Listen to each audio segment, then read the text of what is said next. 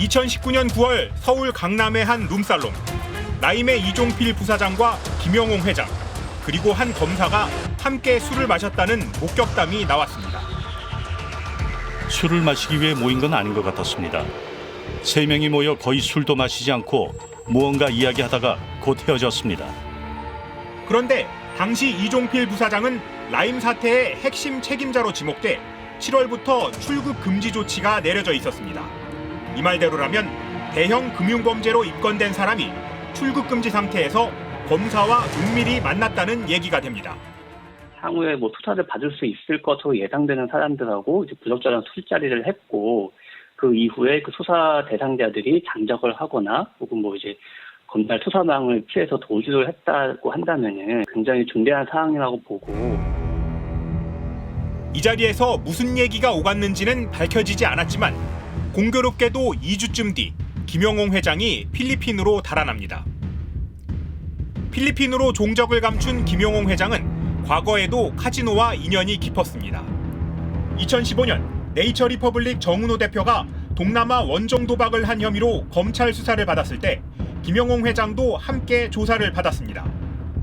그런데 2018년 초에도 김 회장과 검사 2명이 같은 유흥주점에서 술을 마셨다는 주장이 나왔습니다. 이 자리에서 김 회장은 동석한 지인들에게 정은호 대표 사건 때 나를 담당한 검사님이라고 소개했다는 게 목격자 이야기입니다. 2015년 정은호 씨의 원정 도박 수사는 서울중앙지검 강력부가, 이듬해 불거진 법조 로비 사건은 특수부가 맡았습니다. 따라서 만약 목격자 진술이 사실이라면 동석한 검사는 서울중앙지검 특수부나 강력부 출신일 가능성이 있습니다. 의혹이 불거지자 박범계 법무부 장관은 관심을 갖고 있으나 진상조사 단계는 아니라고 말했습니다. 구체성이나 출처, 근거들이 명확하지 않기 때문이라는 겁니다. 그러나 그날 술에 취한 검사 한 명이 소란을 피웠고 강남경찰서의 한 지구대에서 경찰관이 출동해 이 검사의 공무원증까지 확인했다는 게 당시 목격자의 증언입니다. 출동한 경찰관이 신분증을 본 뒤에 서울중앙지검 당직실에 확인 전화를 걸기도 했었습니다. 이미 검사들이 라임 사태의 주범들과 부적절한 만남을 가져 재판이 진행 중이라는 점도 의혹을 더 짙게 만듭니다. 펀드 환매 사태 직전에 라임의 구원투수로 등장한 김봉현 스타모빌리티 회장. 김 씨는 다른 횡령 사건으로 검찰에 구속되자 검찰을 겨냥한 폭로에 나섭니다. 바로 검사 술접대 사건입니다. 2019년 7월경 A 변호사와 검사 3명 술접대, 청담동 소재 룸사롱, 1,000만 원 상당. 회식 참석 당시 추후 라임 수사팀 만들 경우 합류할 검사들이라고 했는데 실제 한 명은 수사팀 책임자로 참여. 술자리에 있던 것으로 지목된 사람들은 나이업 검사를 비롯한 검사 3명과 전관 출신 이주영 변호사. 2020년 5월 말 서울 남부지검 도착. 전에 술 접대 자리에 있던 검사가 수사 책임자였음. 이 가운데 나 검사는 실제로 남부지검 라임 수사팀에 합류했습니다. 네, 술자리 접대받은 거 인정하시나요? 재판부입니다. 진상조사 과정에서 검사들은 모두 휴대폰을 잃어버리거나 바꿨다고 진술했습니다. 베이비페어 박람회에 갔다가 잃어버렸다고 하거나 그냥 짜증나서 휴대폰을 버렸다는 등 이유는 제각각이었지만 약속이나 한 듯 분실 시기는 비슷했습니다.